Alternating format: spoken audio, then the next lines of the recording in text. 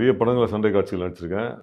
நம்ம டைரக்டர் பிரபு சாலமன் சாருடைய கார்டன் அப்படின்னு ஒரு திரைப்படம். ம். நம்ம பாகுபலி வில்லன் ராணா டகுபதி சார் தான் ஹீரோவாக பண்ணார். தமிழ், தெலுங்கு, ஹிந்தி 3 லாங்குவேஜில் அதை எடுத்தாங்க. ஃபுல்லாக பாம்பேல தான் ஷூட்டிங்கு.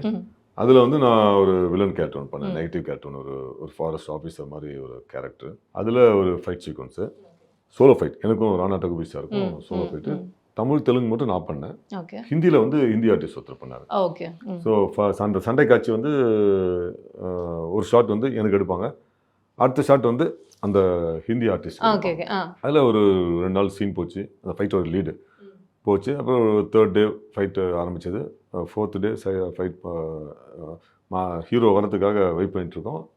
எனக்கு வந்து ஹார்னஸ் கட்டியிருக்காங்க ரோப் ஷாட்டுக்காக.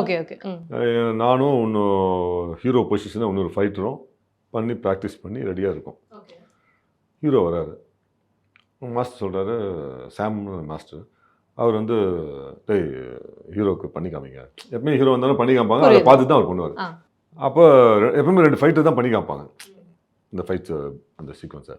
அப்போ அந்த ஃபைட்டர் சொன்னார், அண்ணே நீங்களே வந்து பண்ணிடுங்க, உங்களுக்கும் ப்ராக்டிஸ் ஆன மாதிரி இருக்கும். ஆல்ரெடி நான் ப்ராக்டிஸ் பண்ணி ரெடியாக நிற்கிறேன், நீங்களே பண்ணிவிடுங்க, ப்ராக்டிஸ் ஆன மாதிரி இருக்கும் அப்படின்னாரு.